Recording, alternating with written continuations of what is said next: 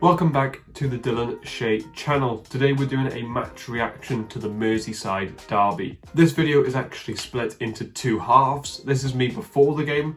What I'm going to do is just talk a tiny bit about the game, what I think, and then give a prediction, which gives myself the opportunity to look like an absolute idiot when I completely predict this game wrong, probably. And then, of course, the second half will be after the game. Let's talk about the game. Now, Liverpool have obviously not been in the best of form.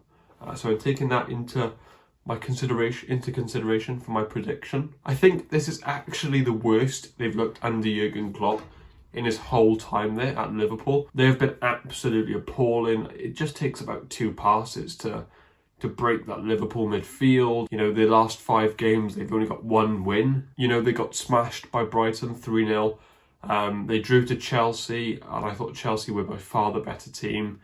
They lost to Brighton in the FA Cup. They also lost to Brentford as well, totally deserved for Brentford.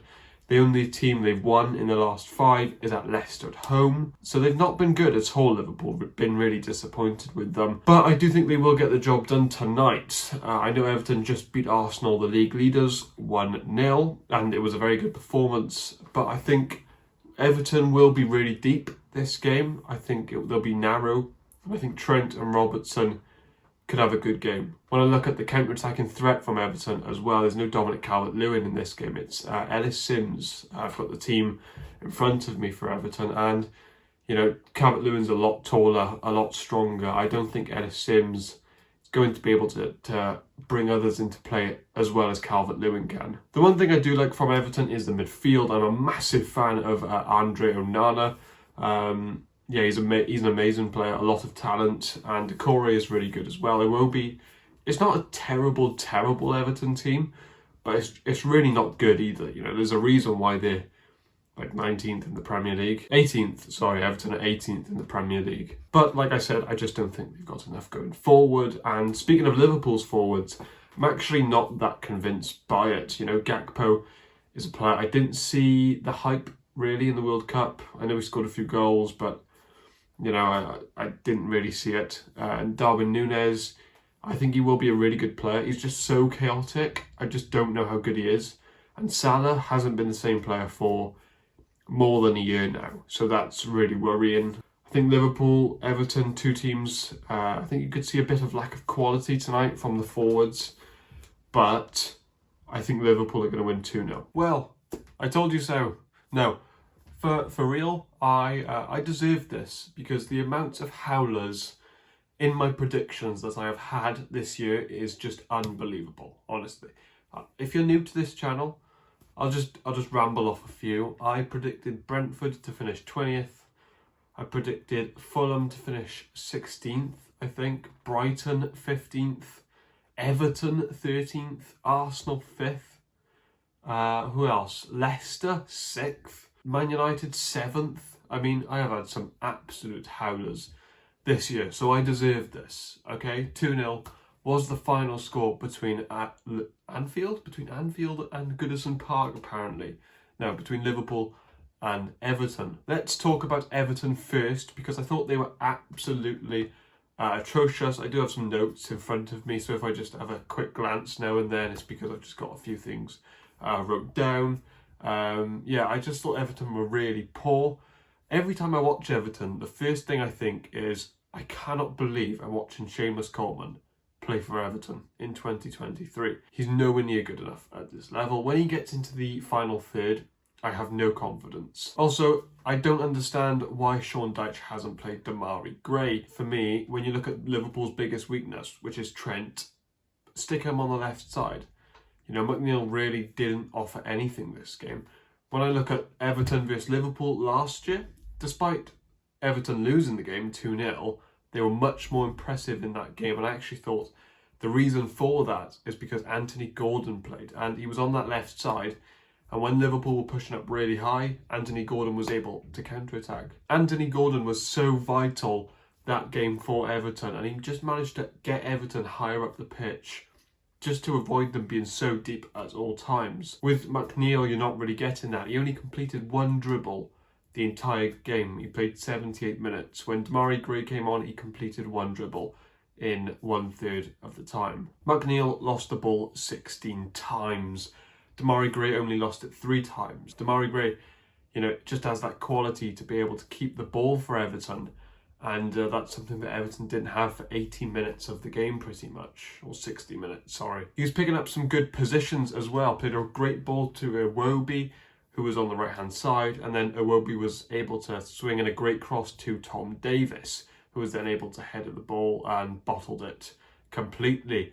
Even though Demarai Gray probably wasn't going to get an assist or a goal in this game, although you never know, you get the feeling he's more likely to get a pre-assist than McNeil. How many times did Everton lose the ball in their own half? It was so poor, so many mistakes. They just didn't need to make them at all. If you're going to sit deep and not play a possession game, that's fine, but don't make silly mistakes in your own half, in the middle of the pitch, where a Gakpo is able to pick up positions and then play in a Mo Salah or a Trent. It's just not good enough from an Everton perspective at all. And you can see in the average positions just how isolated Sims was. And look at that midfield. It is so narrow, yet they still lost the midfield battle. Bashetic, I don't know if that's how you say his name. I thought he was very good for Liverpool. Him, Henderson and Fabinho definitely won that midfield battle. And that's the only place I saw Everton having any hope, and they were terrible. All of the midfielders, actually. I do still have worries for Liverpool. I thought this was a good performance. But when I look at Matip in the first half, he had some really shaky moments. I don't trust him and Joe Gomez as a partnership at all, especially Matip. He looks really off it and a bit lost without Van Dijk. Really shaky. So 2 moments in that first half, I just couldn't believe what I was watching. But one player I want to highlight, and my man of the match, I know Bashetic got man of the match. But for me, it was Andy Robertson. I thought he was absolutely fantastic. When Robertson plays like that, so difficult to play against. The energy and tenacity that he shows and quality like he did tonight, he's such a handful. That second goal that Liverpool scored all comes from Robertson, makes the tackle and then runs 30 yards with the ball and plays a great ball to Salah, who then gives it to Trent, who gives Gakpo his first goal for Liverpool in 7 games. I thought Gakpo was really good, dropping into those midfield positions. I think Jamie Carragher was just saying after the game, about Joe Linton, and I think Gakpo the same thing could happen to Cody Gakpo, I think. He could be in that midfield. A lot of take-ons tonight. I thought he was dribbling and just on the ball. I thought he was absolutely brilliant tonight. Really impressive. And his finishing has been a bit off for Liverpool. There was a chance in the first half that he could have got. But I think in that midfield position, false 9, dropping deep, I think he can excel there. Trent, obviously got the assist for Gakpo. So many long balls he played tonight, honestly. The amount of times he switched the play over to Darwin Núñez. There was one pass to Darwin Núñez that was absolutely ridiculous from Trent. Played so many crosses as well. And that's something that Liverpool did a lot tonight, was long balls. Liverpool are amazing at switching the play, long balls. It allows them to get up the pitch really quick.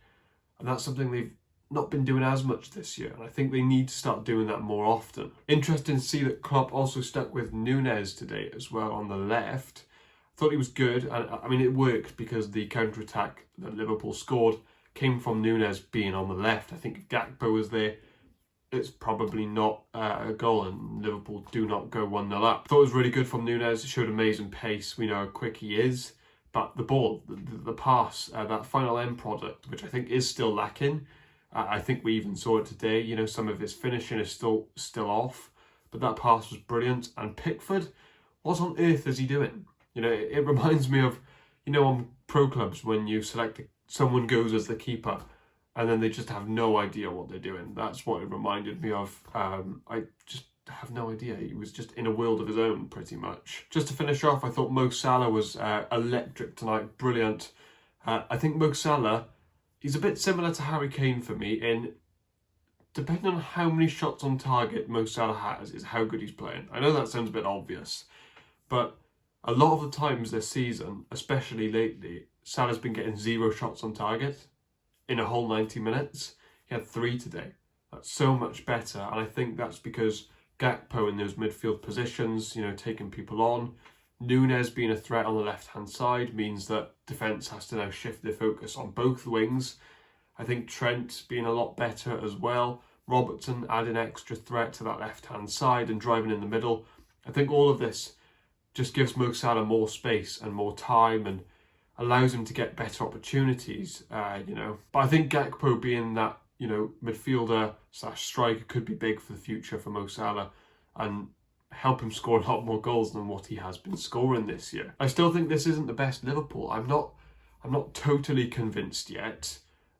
Just because they beat Everton, I'm not going to say they're going to finish top 4, nothing like that. I need to see more against a better opponent as well, because I thought Everton at times were embarrassing tonight, considering it's a derby. But I think Liverpool, very good performance. I wonder who have they got next. Let's have a look. They have Newcastle away next. See, that's a test.